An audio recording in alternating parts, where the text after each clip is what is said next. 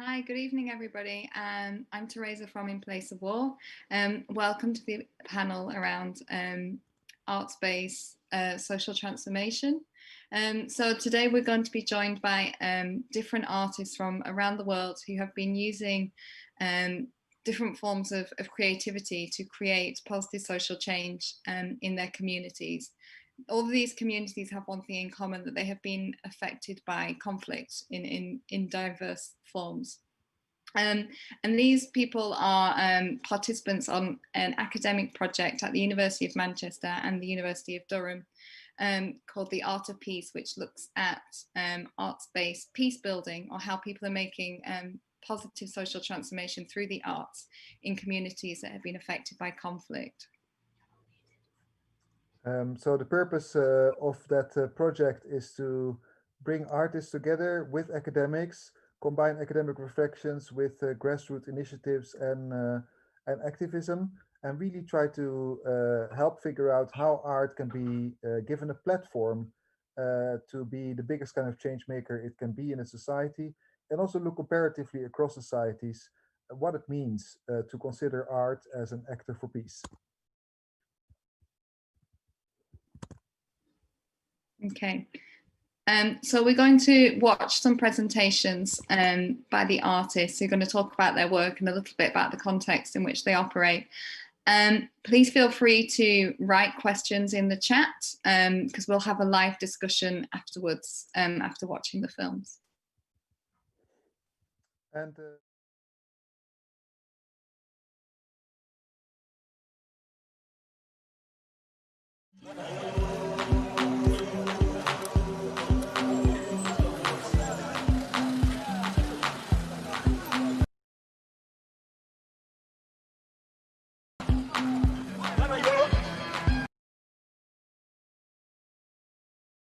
Je m'appelle Precy Numbi, artiste visuel, sculpteur et performeur artiviste congolaise. Mon art se base dans les domaines de recyclage des déchets, que ce soit immatériel et matériel. Je travaille par analogie entre ce que la société jette et mes propres symptômes, où j'invite les spectateurs de se refléter dans mon travail et voire même d'interagir avec. Mon travail artistique fait une narrative entre l'art et la politique je me suis engagé après mes études à l'Académie des Beaux-Arts, avant de poursuivre un parcours expérimental à Goma, où je me suis engagé sur le respect des droits humains en étant un moyen de dénonciation, de plaidoyer et de prévention. Mon regard performatif est vraiment de gester sur les espaces urbains en fait de permettre à tout le monde, que ce soit la communauté et des élites, de se retrouver dans un point et trouver des solutions rationnelles à nos différents problèmes.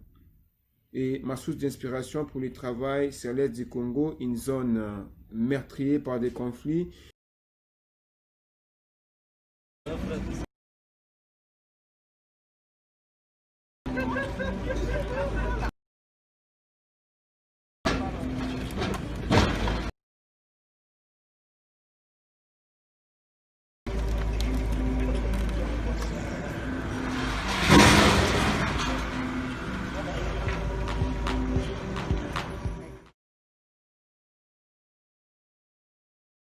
My name is Ronald Panza, and I am a member of Youth Culture Center Abrašević from Mostar. Youth Culture Center Abrašević is a youth culture center that inherited, or better said, included in a long tradition of its famous predecessor, Worker Culture Center Abrašević, the culture center of the same name. It is located in Šantićeva Street, which is one of the most urban pedestrian zones and also one of the most beautiful streets in the city. Today, it is a space that has its own polyvalent hall. Having proven itself in various activists' actions, the center continues with numerous responsible workshops of social and artistic form, organizing festivals, concerts, cinema screenings, exhibitions, and participating in a social life connecting people as a kind of bridge on the dry, on the land. Thus, today's city of Mostar is divided into two smaller cities that inhabit the two shores of the city almost equally. The western part of the city is considered a Croat Catholic part, while the eastern part is Bosniak or Muslim majority. Before the war, there was no such division, no border, no structure. We are often mentioned as a divided city, and indeed, the fictitious border has been drawn, which follows the former war border of separation, and it is a war result. So, today there is no border crossings, no barricades, no surveillance, and no conflict. However, it is important to understand that this border has not generated physical violence and conflicts for 20 years. Quite the opposite. Mostar is a fairly peaceful city today. But this did not happen simply by reconciling and creating a new life together. It happened because everything in the city divided. Everything in the city doubled in some manner. But what we also have is certainly a lack of democracy and democratic processes. We in Abrašović have been trying for 20 years to provide space for people from all sides for free expression, and in that, above all, through our existent work, we have succeeded and continue to succeed. As part of the Art for Peace project, I am working on the city's sound archive, recording its most important topics, especially those related to everyday life, recording the stories and the atmosphere. I produce at least one sound story every month, and my intention is to cover as many topics as possible and make about 20 stories come true. I work also on Abrašović radio, and as an artist, I usually deal with sound in various forms and formats. I am equally engaged in research, listening, and collecting sounds from nature, those that were not created by specific human intervention, but I also compose small radio documentary forms. These sound recordings are made using documentary techniques. The topics are familiar to me in advance and are set in a certain order of events, and I try to influence the people, events, and sounds as little as possible. The goal is to capture and shape a moment of real and social time in its authenticity. After the completion of the material collection process, the assembly of the material will be started several times for at least 20 to 30 minutes until it reaches the objective level. After that, we will put together a chronological archive that will be available to the public, both online and in the appropriate museum space. Thank you.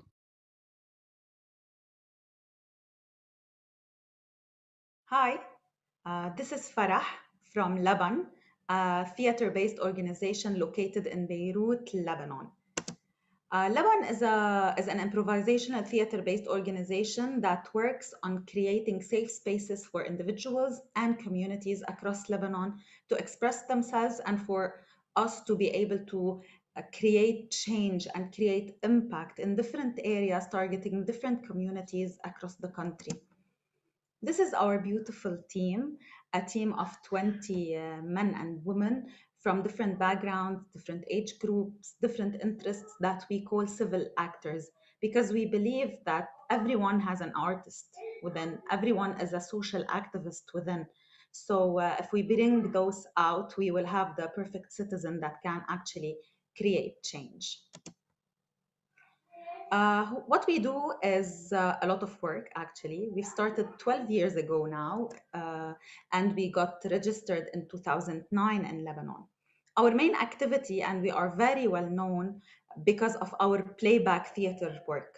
Playback theater is an art form where audience members share stories, real life stories, and see them enacted on the spot, in front of them, expressed through the bodies of the actors and the music of the musicians, and everything is played on the spot. Playback theater is a very powerful tool because it helps create community. It creates empathy. It gives the other a voice. In a country full of conflict and where every community is segregated completely from the other, we have differences on different level, and every difference is used as a tool to create more and more conflict. So playback theater comes to create bridges between these communities. We've done playback theater between refugees and host communities. When I say refugees, in the case of Lebanon, I mean internally displaced people from one area to another, Syrian refugees, Palestinian refugees, Armenian refugees, everyone. Our playback theater had been a very powerful tool for us. It's the most powerful tool, actually. We've targeted youth who were at the edge of terrorism, taking part in the war in Syria, joining extremist parties like ISIS and others. And through playback theater, we could actually save lives. We had few of these young men leave the weapon behind and rejoin the community and try to reintegrate themselves into the society. Also, through playback theater, we've built bridges between Syrian women and Lebanese women living in marginalized areas where racism takes place and the worst possible shapes, especially among women. So through playback theater, we could help them establish a more coherent community, be more supportive of each other, find more commonalities between their daily struggles. Another tool that we use, forum theater. Forum theater is a form from the theater of the oppressed. It's an art form where we present a short play of 10 to 15 minutes that represents a social issue, a social problem, in which we have a very clear oppressed character. And then we invite audience members to come on the stage and to actually enact the change, enact their proposition towards a better life or a better situation, to create change, not only to think about it, or because from our own seats as audience, we usually think things are easier than what they really are. We would assume that any problem can be solved easily, while in daily life, it's not as easy. So while playing the role of the oppressed, the oppressors, or other community members who are usually the observers of this problem, because we always talk about real life problems, understand and have a different angle or point of view about the issue. We've done theater of the oppressed, forum theater specifically on the kafala system. The kafala system in Lebanon is a horrible system. It's the new the new kind of slavery. It's a new slavery.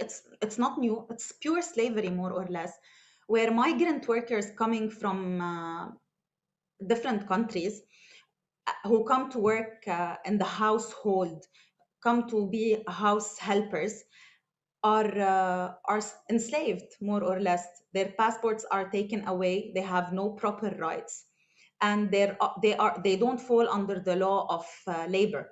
So in one of our plays, the kafala system, we were targeting the kafala system, and we could actually raise awareness on that topic, and let the people understand that this human being who came here to work, to be able to provide a better future for their own families back at home, are human beings. Also, we've done forum theater on sensitive topics such as marital rape, such as harassment, sexual harassment, violence against women, acceptance, and so on. These are very, very, very relevant topics to our community. For example, harassment is a very common topic.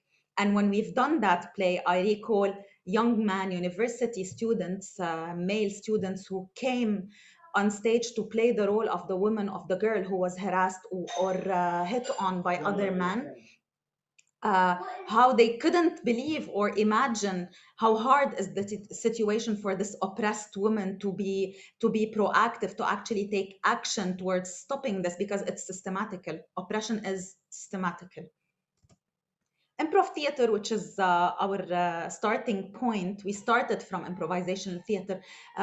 We do improvisational theater on monthly basis. We have open performances for the audience, and we have different forms that we created, and we take pride in that. Mainly our goal from improv theater is more entertaining than actually being socially active and socially engaged, yet it is socially engaged. After the revolution in Lebanon, we created a format that we call improlitical, which is improv and political at the same time. And in this form, we put on stage the actual rhetoric of the street, the revolution talk, what people want to see and what people are talking about, that you cannot put in a scripted place, especially in Lebanon that we have censorship on theater. In an improvisational play, we have the luxury of running away from censorship, so we can say whatever we want. We created a space, which is our studio. We call Studio Lebanon. It's a black box that is on the rooftop of an old building of Beirut. And in this studio, we host underground artists, all artists that believe in art as a tool for social change, to express, to perform. We also host performances. We have a monthly playback performance that we call Your Stories on Stage, and we invite people to attend and to watch for free. It's an open free performance to share stories. It's a very nice place that is highly appreciated by the community members. Then we are part of a community, and in Lebanon we are going through a lot, and I imagine you have a little bit of an idea about our financial crisis, the revolution, the explosion that took place on the 4th of August, the collective trauma and the reviving of a trauma of a civil war that was never closed and it's still unhealed. Our theater took place to react to that, to be engaged in that. I remember on the first few days of the revolution, the team was on the streets, and a woman came to us telling us that thank you. And we were shocked, like, why is she thanking us? And she said, thank you because you created this. And she was talking about the most beautiful moment of the history of Lebanon, the revolution. And we said, us, like, how? She said, through your theater, you made us realize that we have a voice that must be heard, that we deserve a better future. And here we are looking for a better future. Unfortunately, after a year, we didn't reach that better future, but we still have hope. And after the explosion, we decided that we will not die. We will not surrender for that. We will actually go back to the theater. We are actually preparing for several projects. We already started our response to the explosion of the 4th of August, and we are sure that we will create change.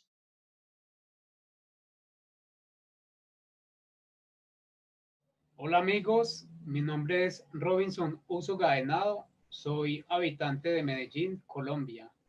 Soy periodista, soy escritor y soy artista visual. Nací y crecí en la Comuna 13 de Medellín, una comuna de la ciudad que ha estado envuelta en conflictos, en violencias y en guerra urbana.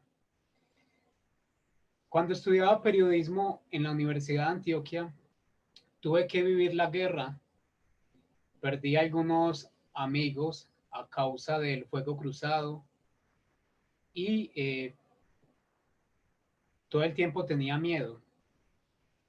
Por eso, mi trabajo de grado, para aspirar al título de periodista, una serie de crónicas sobre víctimas de la guerra en la Comuna 13. Esta serie de crónicas con las que finalmente me gradué se llama Muerte bajo la lluvia de Orión. Resulta que en el año 2010 publicó estas crónicas en internet en el sitio lluviadeorión.com, y así se dan a conocer al público estas crónicas. No busqué que fueran un libro como tal, sino que busqué otra alternativa, explorar un poco las nuevas tecnologías, y así nace inicialmente Lluvia de Orión, como una serie de crónicas publicadas en Internet. En el año 2011, ganó una convocatoria del Museo Casa de la Memoria de Medellín para crear, o digamos, ganó una convocatoria Lluvia de Orión como un proyecto comunitario de memoria, porque como ustedes pueden ver, esta serie de crónicas fueron ilustradas por jóvenes de la Comuna 13. Entonces fueron mis crónicas, pero desde el principio busqué que fuera un proyecto social y participativo.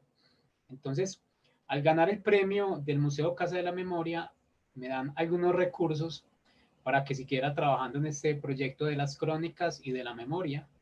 Y ahí es donde surge la idea de crear un portal periodístico que desarrollara herramientas para la pedagogía de la memoria dirigida a jóvenes de la ciudad de Medellín y de Colombia en general. Cómo hablarles a los jóvenes sobre la importancia de la memoria del conflicto armado, sobre la importancia de hacer memoria. Es ahí donde me doy cuenta que para llegar a los jóvenes, aunque yo soy escritor, debo salirme un poco de mi rol como escritor, porque los jóvenes en Colombia no leen mucho, leen poco. Es ahí donde pienso que este proyecto de memoria para jóvenes debe tener un lenguaje juvenil, un lenguaje que sea atractivo para los jóvenes, y es en ese momento que empiezo a desarrollar cortometrajes animados de masacres ocurridas en Antioquia. Antioquia es la región donde se sitúa el municipio de Medellín. Realizo los primeros cortometrajes animados, por ejemplo, Una noche en Villatina es uno de esos cortometrajes. Aquí pueden ver algo sobre ese cortometraje, elaborado en la técnica de plastilina. Este cortometraje lo hice en el año 2012. Con el tiempo me doy cuenta que el proyecto de los cortometrajes animados, si bien es atractivo e interesante, no encuentro quien apoye esta iniciativa y la realización de animación es costosa. En Colombia no se invierte mucho dinero en los temas de memoria y menos de pedagogía de la memoria para los jóvenes. Entonces, digamos que empiezo como un proceso de crisis con mi proyecto Lluvia de Orión y de todas maneras, aún así, empiezo a realizar talleres en algunos colegios de Medellín, donde iba a esos colegios y les daba una charla a los jóvenes sobre la importancia de la memoria y sobre la importancia de hacer memoria sobre el conflicto armado colombiano para que los jóvenes transformen esa realidad y logremos que Colombia sea un país más pacífico. Como les dije antes, Lluvia de Orión entró en crisis, el proyecto estaba creciendo, tenía, digamos, una perspectiva interesante, pero no tenía recursos para funcionar. Entonces, se nos ocurrió en Lluvia de Orión, en el equipo de trabajo que fui creando con el tiempo, se nos ocurrió empezar a prestar servicios a organizaciones que trabajaran temas sociales. Lo que les propusimos fue hacer herramientas desde la educomunicación para la pedagogía de temas sociales y empezamos a hacer cartillas y videos. Cuando empezamos a hacer cartillas y videos, ahora sí, gracias a esos servicios que prestamos, empezamos a obtener unos recursos para que el proyecto se mantuviera. Estas son algunas de las cartillas que hemos realizado en Lluvia de Orión. Luego de hacer las cartillas y videos para universidades y organizaciones no gubernamentales en la ciudad de Medellín y en Colombia, nos dimos cuenta que era súper importante volver al territorio de la Comuna 13 y buscar tener una sede en este territorio y seguir trabajando con jóvenes de la Comuna 13. Entonces, todavía no tenemos una sede, pero hemos hecho trabajo de talleres enfocados en la memoria, pero también en el emprendimiento creativo, porque nos dimos cuenta que para trabajar memoria con los jóvenes, si bien esto era importante, también debíamos ofrecerles una perspectiva de futuro. Entonces, además de memoria, en los talleres que brindamos en la Comuna 13 de Medellín a los jóvenes, están los temas de escritura creativa, los temas de dibujo e ilustración, el tema de clases de fotografía, el tema de animación stop motion, y también está el tema de emprendimiento social y creativo, porque queremos que los jóvenes aprendan del pasado, pero que también piensen en construirse un futuro, y a través de Lluvia de Orión brindarles herramientas para que lo puedan hacer a través del libre ejercicio de su creatividad. Durante la pandemia del COVID-19, gracias al apoyo que tuvimos por parte de In Place of War, creamos un proyecto de préstamo de computadores de manera gratuita a jóvenes de la Comuna 13 que tenían dificultades para seguir con sus estudios escolares y para conectarse a sus clases virtuales porque no tenían un computador ni acceso a internet. Estamos mirando cómo crecemos este proyecto, porque Lluvia de Orión, además de ser un proyecto de memoria que hace herramientas para la pedagogía de la memoria, es un proyecto que brindar apoyo, conocimiento y herramientas para los jóvenes de la Comuna 13 de Medellín en particular, y para los jóvenes de la ciudad de Medellín en general.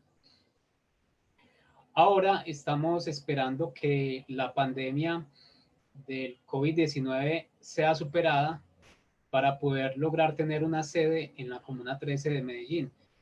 ¿Qué queremos hacer en esa sede? Queremos convertirla en un centro de historias animadas, de producción en animación, producción de audiovisuales y producción para que los jóvenes realicen cortometrajes animados de historias que tengan que ver con la Comuna 13, de historias que tengan que ver con sus familias y con historias que tengan que ver con la construcción de sus proyectos de vida.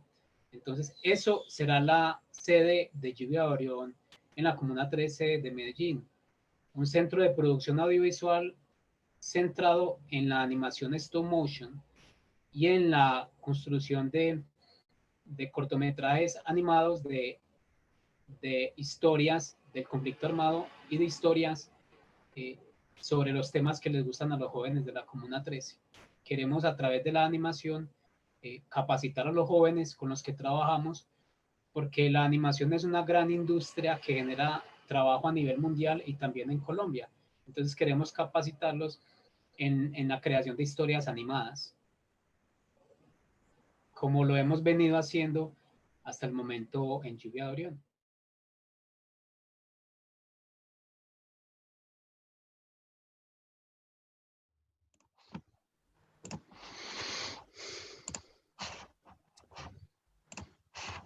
Thanks for 4 amazing presentations from 4 different grassroots change makers, different places of the world: Colombia, the former Yugoslavia, Lebanon, and the DR Congo. Really inspiring to hear these very different relations between art and grassroots activism that you have. And please remember that during this discussion, all of you can use the chat room in the audience to send questions directly to us, and we'll make sure that your questions will reach the artists. We'll try to answer as many questions as possible that you might have for all of the participants, or just one individual of our speakers. And that goes for you as well. Ustedes también pueden hacer preguntas a uno al otro. Precy, toi aussi, tu peux poser des questions pour les autres artistes aussi, si tu en as, parce qu'on veut seulement entamer une discussion. We would like to promote, of course, the discussion. So, Teresa, I don't know how you feel about it. I have some really questions, that really burning questions that I would really like to ask all of the panelists. But maybe you want to go first? Yeah, so I have a question for Ronald. You were talking about these sound stories in a sound archive. What do you hope to achieve with this sound archive? Oh, yeah. The sound archive is an actually attempt to artistical research and record current stories and problems that are present now in the city of Mostar. First, I decided to write down everything we talk about, think about and hope for.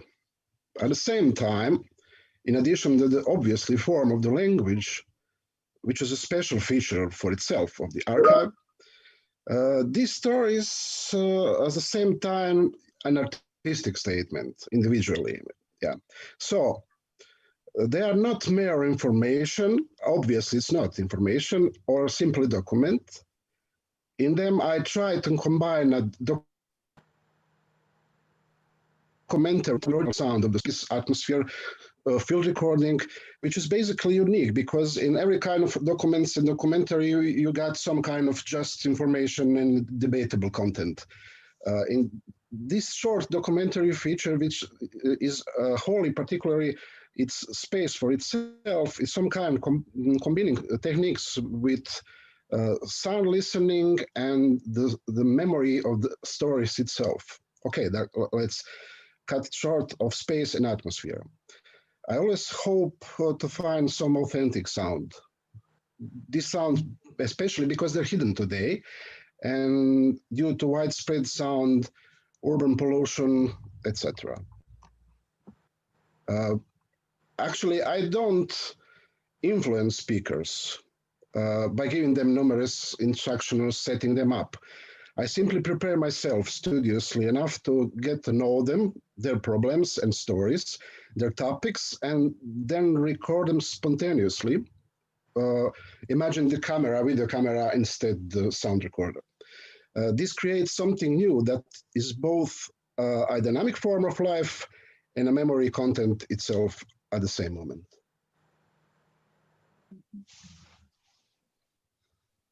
Yeah, totally think about this.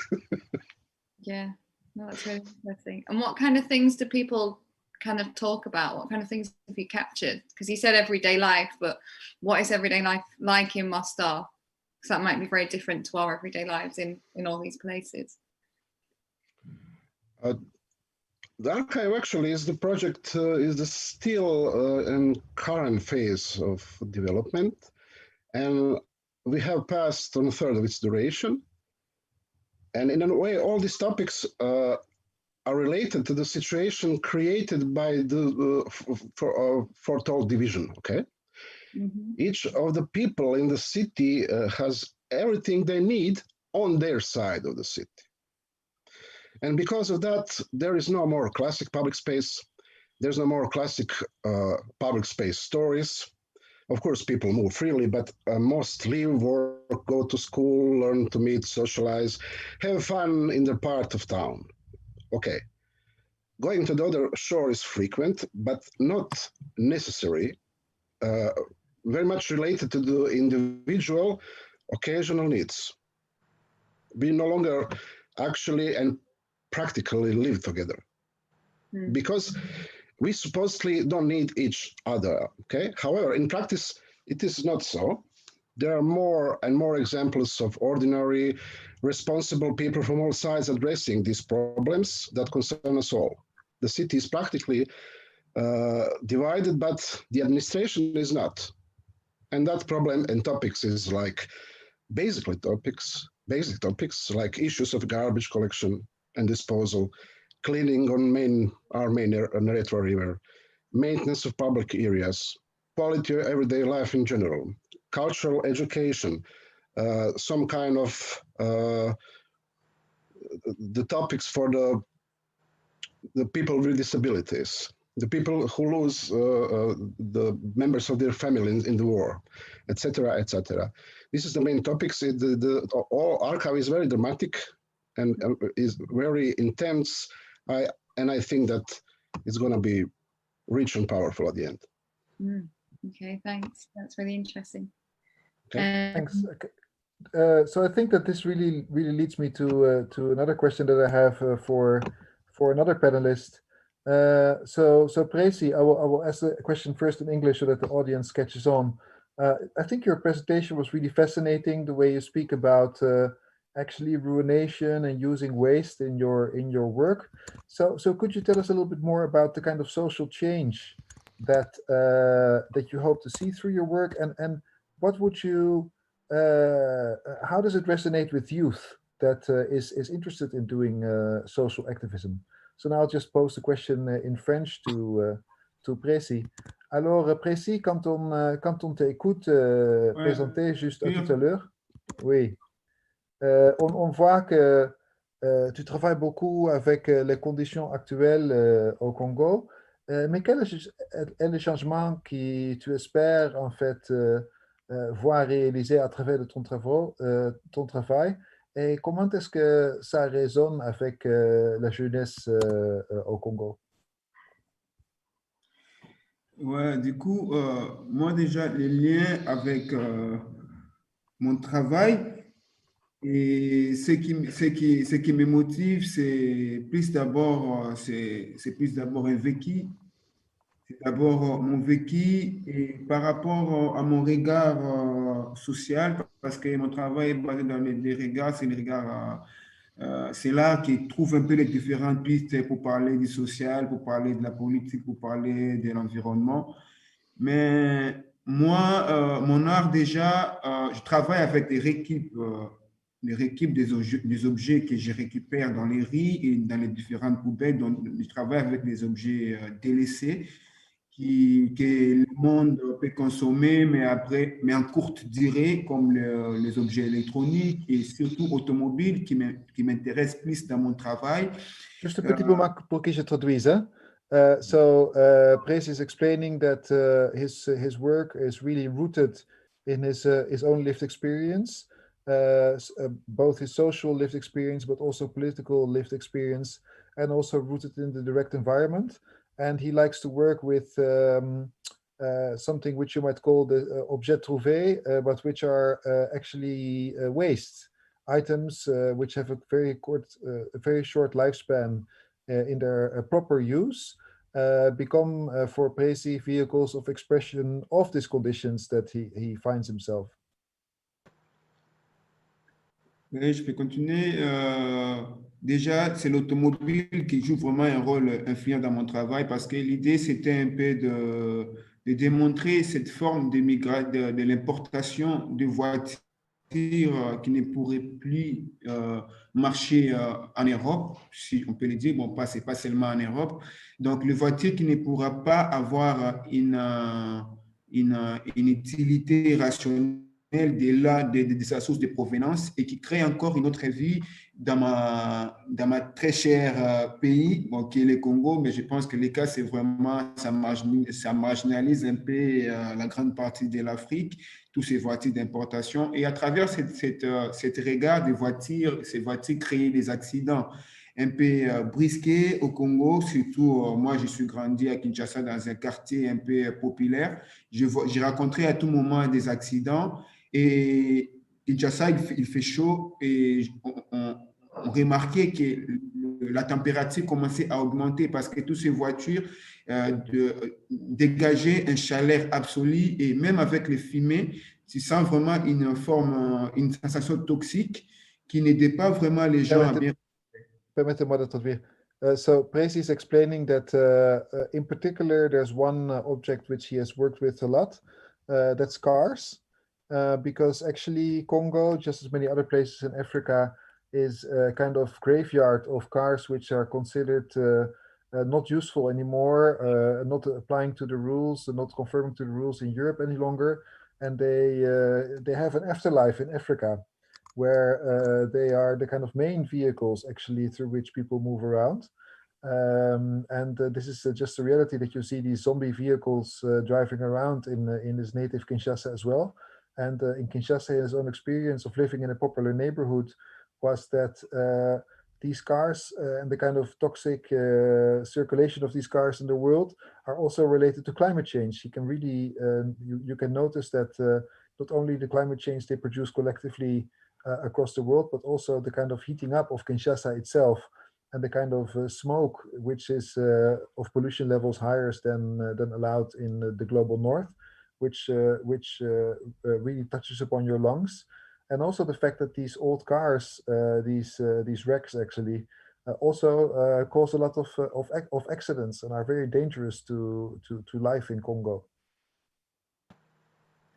Et du coup, pour interpréter tous ces méfaits dans mon travail, l'idée, c'était d'utiliser les mêmes matières qui venaient de toutes ces voitures que j'ai retrouvées dans la rue, parce que déjà, retrouver une matière automobile dans la rue, c'est qu'il y a eu un accident, on connaît tous, c'est qu'il y a eu vraiment un accident. Et moi, c'est vraiment un moyen pour moi de rénover encore tous ces objets et les mettre en question à travers une forme qui est vraiment artistique. Au départ, je fais de l'architecture aux Beaux-Arts de Kinshasa, mais à un moment de mon parcours, que je voulais vraiment me sentir un artiste libre, je me disais, je dois créer l'architecture, c'est mon propre corps. Et mon propre corps va refléter un personnage héroïque, parce que moi, déjà, dans les regards héroïques que j'ai, c'était un personnage qui est fort, qui est résistant, qui est incontournable, qui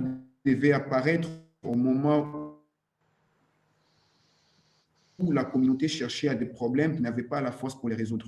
Et c'est dans cette manière que j'ai recréé. So automobiles became for Precy a kind of great object through which to engage critically with society, but also find his art. He was actually, I was a student at Beaux-Arts, he explains, of architecture, but I found that I wanted to express myself more fully through art. So all these kind of left behind pieces of cars, which you can find in the streets, which you can only find because there's so many accidents actually, I wanted to use them. And I thought that actually what society needs is something which is supernatural. We need actually a superhero to be able to deal the kind of massive problems that we have in Congo. So I decided to create out of this automobile wreckage, which is the kind of symptom of our place and time, to recreate a superhero. And the kind of architecture or the landscape on which I mold this kind of architecture is my own body. Et c'est vraiment ça. Et je voulais vraiment amener cette regard artistique, que ce soit vraiment comme mon instrument de défense, et comme mon instrument de sensibilisation, et surtout comme un instrument de la résistance. Et la résistance, c'est à travers mes performances, parce que je mets mon corps en étant vraiment un instrument de communication en transportant 23 kilos, et je pars au-delà. Déjà, j'amène un peu tout le monde de tirer l'attention à travers l'objet qui est mon corps, qui est l'art, parce que ça amène un peu de questions. Parfois, je me posais des questions à travers mon art, comment est-ce que je pourrais réunir le monde autour de moi, et au-delà des langages, au-delà du genre, se retrouver vraiment dans un point qui pourra se poser des questions, qui pourra vraiment permettre les gens d'interagir. Et ce personnage, c'était vraiment un moyen pour moi de gester héroïque, parce que gester héroïque pour moi, c'est pas utiliser mon corps pour des violences ou ce que les gens pourraient penser. Bon, parfois, on se retrouve devant l'oppression. J'ai même des vidéos où je me bats avec des policiers parce qu'ils étaient un peu brutaux envers moi. Mais moi, l'idée, c'était vraiment de tirer l'attention. Déjà, ma personnage, si je pourrais exhiber sur la voie publique, je permets un peu tout le monde. Parfois, quand je fais mes performances, j'ai des in-city, j'ai des points que je mets déjà. Je sais que ces points ici, si je peux me retrouver là où il y a la pollution, je sais que ça sera mon point de chute, ça sera mon point de performance. Déjà, tout le monde qui est intéressé, tout le monde qui est attracté par l'innovation, il passe un peu le temps et de voir ce qui l'entoure. Moi, c'est ce qui m'intéresse. Déjà, je me posais la question, déjà, les déchets, c'est nous qui créons les déchets et c'est nous qui se plaignons pour les déchets. Et parfois, les déchets, on s'éloigne. Mais comment approcher encore les mondes, de s'entourer autour des déchets et en discuter. Même les autorités aussi, parce que j'ai remarqué, surtout au Congo, on avait une influence qui était vraiment basée sur le personnage. Et ce personnage qui me dominait, c'était aussi les personnages uniformes. La présence oppressive, c'était, on trouve plus la politique, on trouve plus l'armée. Et moi, je me disais, moi, ma forme unique, ça sera un moyen pour moi de résister encore plus pour dénoncer les différents problèmes et mettre mon art en valeur participative ou dans la valeur communautaire. See. So Precy is explaining that his body is just not in wearing these kind of wreckages of cars and creating a kind of superhero out of it. His body is not only an instrument of defense, but it's also a kind of instrument of expression and resistance. It's a means of communication. He's carrying around 23 kilos, sometimes more, of parts of used cars that he combines in new ways. And he asks, how can I unite the world around me in a way that moves beyond language, to be able to ask questions, to be able to use heroic gestures, not in a violent way, even if sometimes one has to, faced with the kind of police violence and oppression that one faces in Congo when one criticizes in the public space the kind of normal ways to do and the kind of things as they are supposed to in this kind of public space there is. So he tries to make people aware of the kind of pollution. If he will find places where there's a lot of waste, a lot of circulation, this will be his point of reference, the kind of place in the public space where he will want to intervene by, through his kind of public displays. He will want to make people reflect on what surrounds them, the waste in a different way. Just making them stop and look at his work will make them look at this place around them and the kind of environment that they live in a kind of different way. So he wants to challenge people not to take distance from their waste as an kind of ignore it, but to approach it, reflect on it, and even force the kind of the authorities, the police and the people in uniforms to do the same. Et voilà, c'est un peu ça, mais il y a aussi la partie que je trouve un peu intéressante dans le travail, c'est la confiance en soi et comment trouver un moyen de sortir de la victimisation à travers ce qui nous entoure. Déjà, dans la confiance en soi, c'est pour tout un chacun d'avoir d'un point où lui-même sera le super-héros de lui-même avant de l'aide. Surtout pour le Congo, c'était vraiment une partie aussi qui m'animait plus parce qu'il y a tellement tant de problèmes et tous les problèmes, tu vas trouver, il y a la communauté qui criait toujours aux autorités de trouver des solutions. Il y avait même des gens qui n'arrivaient pas à enlever la poubelle devant leur porte. Ils criaient au nom des autorités. Et déjà, si moi, avec mon personnage, parce que c'est influent aussi, j'essaie de poser le premier acte, je pense que ça interpelle et c'est vraiment ma partie forte pour communiquer aussi avec la communauté. Mais j'aime aussi un peu plus travailler avec les jeunes. C'est le travail que je fais à l'Est du Congo avec les enfants défavorisés, de leur permettre un peu de voir le monde autrement, au-delà de la victimisation, mais utiliser les moyens créatifs et utiliser un peu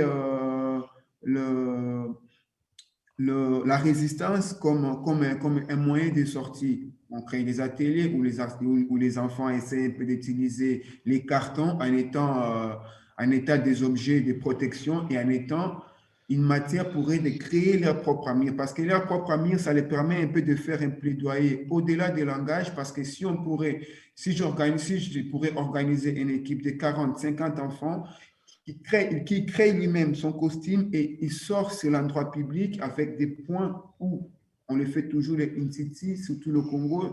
Je m'intéresse plus aux problèmes de l'Église, aux problèmes politiques. qui est la cause de beaucoup des enfants peut-être défavorisés et surtout la guerre. C'est vraiment mon moyen participatif avec la communauté. Et vraiment, je suis dans une démarche où l'idée, c'est de créer une république, de créer mon république où tout le monde doit jouer son rôle.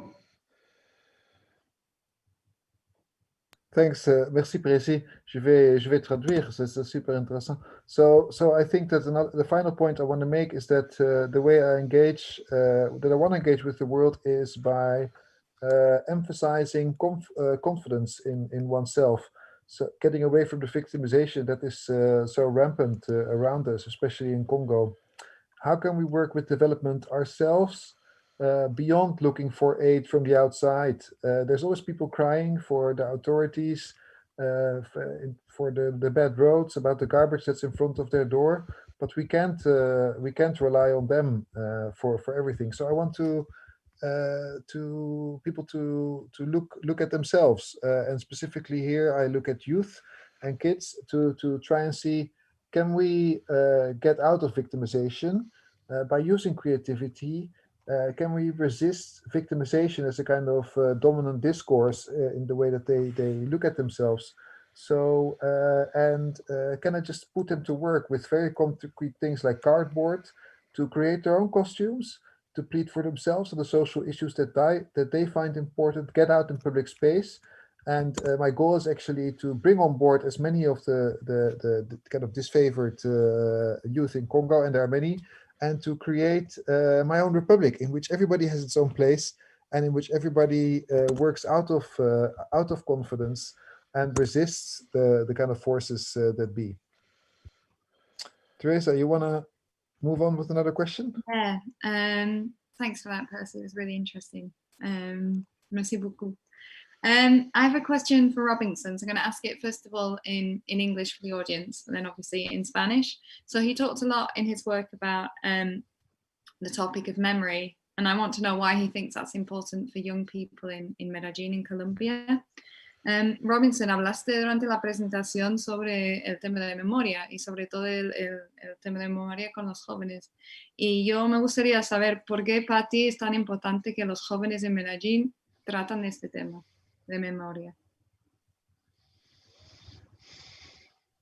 La razón de trabajar con jóvenes es porque en Colombia los jóvenes han sido protagonistas de la violencia y también han sido víctimas de la violencia en gran cantidad desde hace mucho tiempo.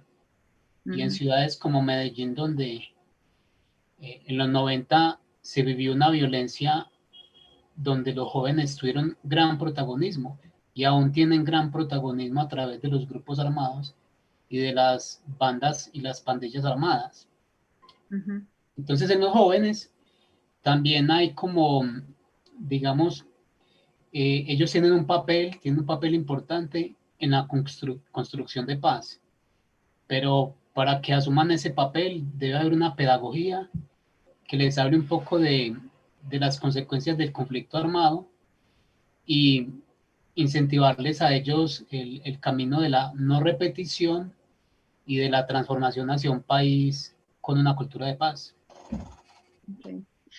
So Robinson was explaining that youth violence, so youth in Medellin have been both the protagonists of violence, but also the victims of violence.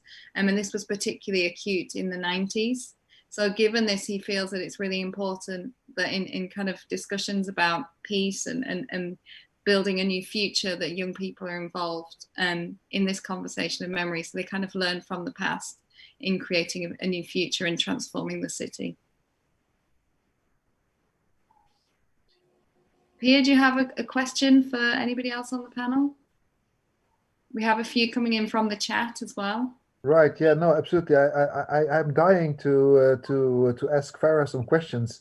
So Farah, I mean, it sounds so amazing what you guys are doing, and I just wanted to follow up on the question of resistance, and not just resistance by you guys, but perhaps also what is the kind of resistance that you run up against in your work? Like, do authorities try to interfere in what you guys do? And how do you deal with that? Well, honestly, no, authorities do not exist because, as far as you know, we've been living without a government for so long now. And when it's here, it's just an image. So, um, uh, but when you make theater in our country or any kind of art, you have to get a permission, and you undergo a censorship process, which is very complicated. So the art form we used, and because we are an organization and we are doing civil work, protect us from that. And because we are improvising, there is no way that they can censor what might come out, especially in playback performances where you give the people the space to speak and to share their own stories, their own narratives. uh, the government cannot censor this kind of work. In terms of resistance, we might face resistance from for example, from the community based on the cultural sensitive situation, or limits that they try to impose on us. So sometimes we play along, but we manage always to deliver our message. So and especially after we kick off any performance, audience automatically feel that there is no boundaries between us and them, and they don't need to impress or to show any kind of value system that they hold really really close to, because we don't present ourselves as the others, but a mirror for them to actually be able to reflect. So they start this boundary starts to resolve, and you get to create actual connection. So resistance is always there, but there is always a way around it, especially with youth and with groups that are more closed or conservatives in a way or another. So art is always a good way to deal with such limitations. Great. And I think that brings me quite naturally to my next question. So, how do you reach out to? I mean, theater is something which is really accepted, maybe among more progressive groups, but it seems that your mission is really also to reach out to more close groups or groups which might be at risk of radicalizing. How do you make that first move? How do you reach out to these people? Sometimes we reach out to them, sometimes they reach out to us. It's always good to have someone that is an entry point, a key person.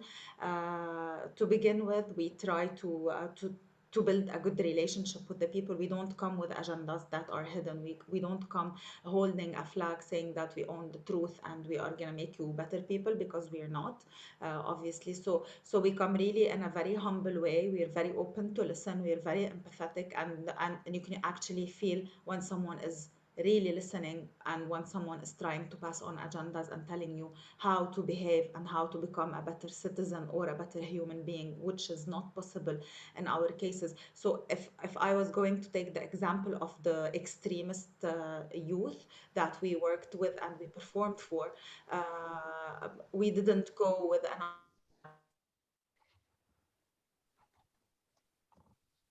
that is there, that is there, and part of it is real, part of it is very very real, because they took part in the war, they hold weapons and they tried to kill, and maybe they were physically involved in the war. Also with ex-fighters from the civil war, they were physically involved in the war, and some of them would share stories about them committing crimes against other human beings. But when we listen to them and when we embody their stories, trying to highlight their process of reconciliation, for example, for the fighters from the civil war, and for the youth who are victims of terrorism, we try to let them also see, and to also see the common line, the red thread that brings them all together into this big wave of terrorism. It's because they are victims themselves, and we try to shed light on their resources and their ability to actually voice the right they see, because when they go to war they believe that they are fighting for the right side, for the truth, for the correct people. But when they understand that war is never is never the answer, and that human beings are way more important than any value system. The human being comes on top of everything we believe in, or they believe in. So we break this kind of ice or walls by empathy, and when empathy is there, everything is easier. Nice. Thanks so much, Teresa.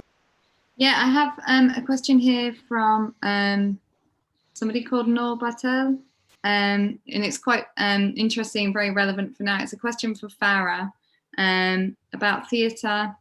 Just let me find it.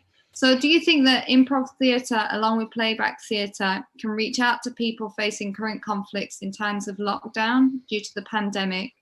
And how can these art forms be a support to those suffering and seeking a refuge while staying at home? Well, of course, of course. For example, for us at Laban, we've been performing online, and actually performing online opened new doors for us because we were able to reach across the countries. We usually perform in a small room for a very limited amount of people who actually know about us, or we know about them. There's a lot of personal connections with people who attend our performances, especially the open performances, especially because Lebanon is a very small country. Beirut is an extremely small city that is barely a neighborhood in any country.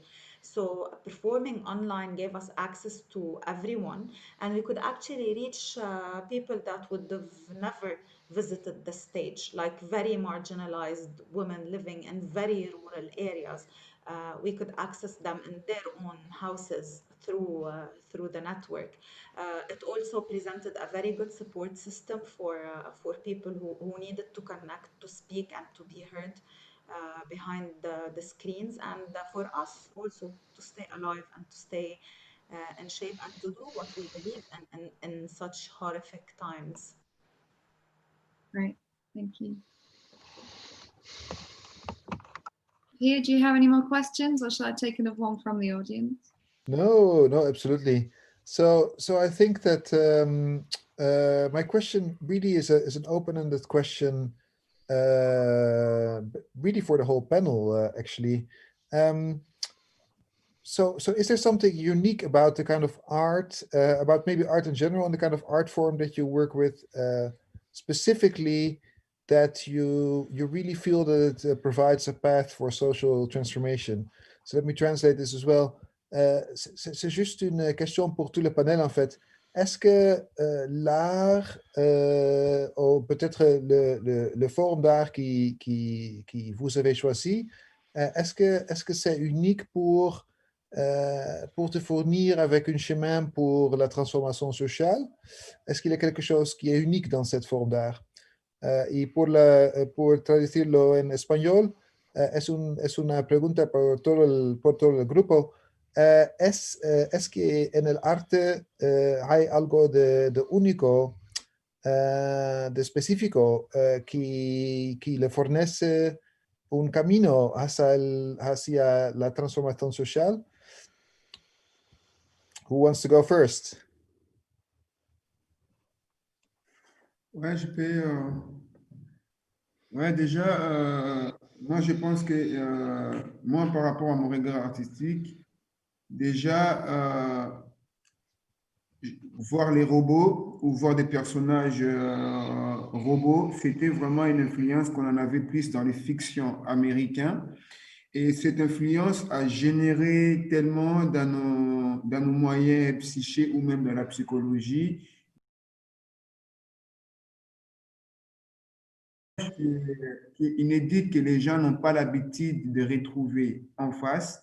C'est déjà quelque chose comme si je faisais une appropriation, comme si j'amenais une personnage nouveau dans ma communauté. Et déjà, ce personnage qui réunit beaucoup de gens ou qui réunit tout le monde autour, pour moi, c'est déjà un personnage que quand même la communauté s'habitue avec, et ça lui permet un peu de garder un regard rationnel.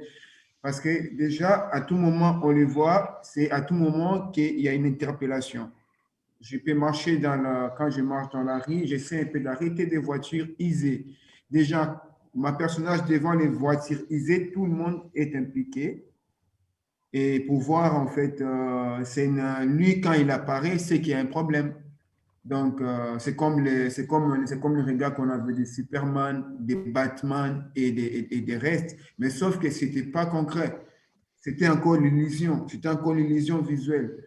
Et déjà, le concret nous permet aussi à garder un peu une partie créative qui pourra même, bon, excusez-moi, que moi je considère mon art comme un patrimoine. Parce que déjà, pour moi, je ne peux pas être là aujourd'hui ou après-demain. Quand même, les gens auront cette image de savoir la forme ici avait joué un rôle. Et si on pourrait continuer le même rôle que la forme ici jouait, je pense que ça peut encore générer des générations, plusieurs générations, et de garder encore un regard artistique qui pourrait être nouveau pour les regards innovatifs, quoi. All right, so I'm going to do my best to translate that beautiful stream of ideas and reflections. So what Precy says is that for him, seeing robots was really an influence from American fiction, but you could only see them on the screen, and it was really fiction. But it really influenced his artistic psychology. And it's something that people so rarely see in front of themselves, a robot, that for him, creating a robot became like creating a new person. And actually, it turned out to be a kind of person that joins a lot of people around him, collects a lot of people. Whenever one sees him, there's something happening. Everyone is implicated. If he appears, actually, there's actually a problem. Just like the Superman or Batman superheroes that you could see on the big screen, if these superheroes appear, there's usually a problem. And it's the same kind of suggestion and of provocation that Precy is after when he makes his own robot out of used car parts, to indicate to people they should be aware, to collect people around this vague notion, this abstract notion that there is a problem. But for him, it's also a move that he considers national patrimony.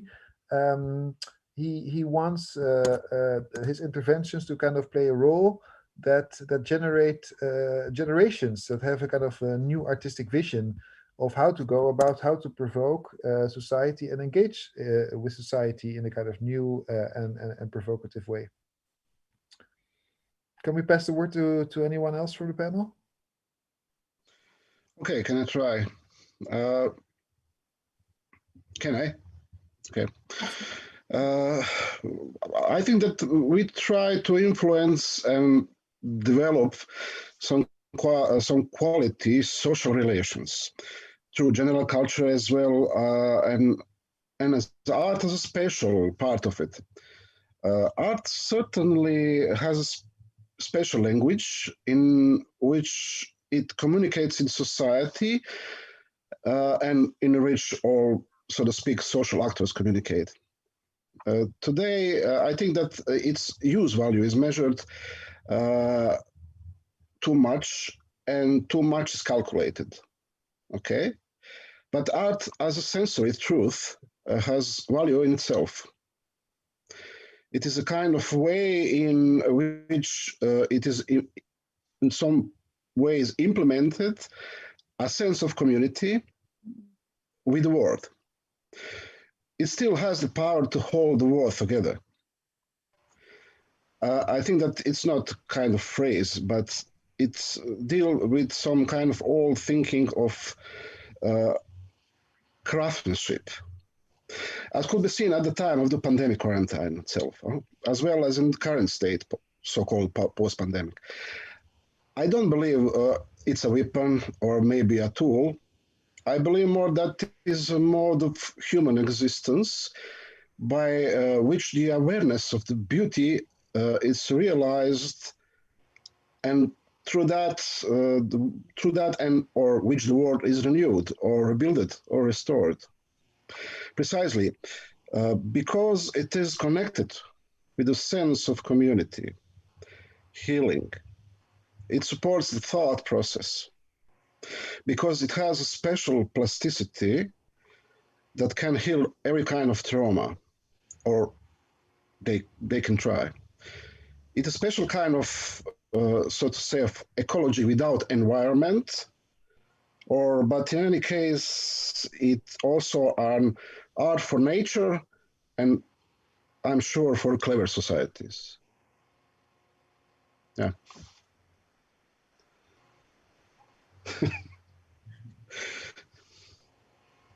I like the reflections. I like them a lot.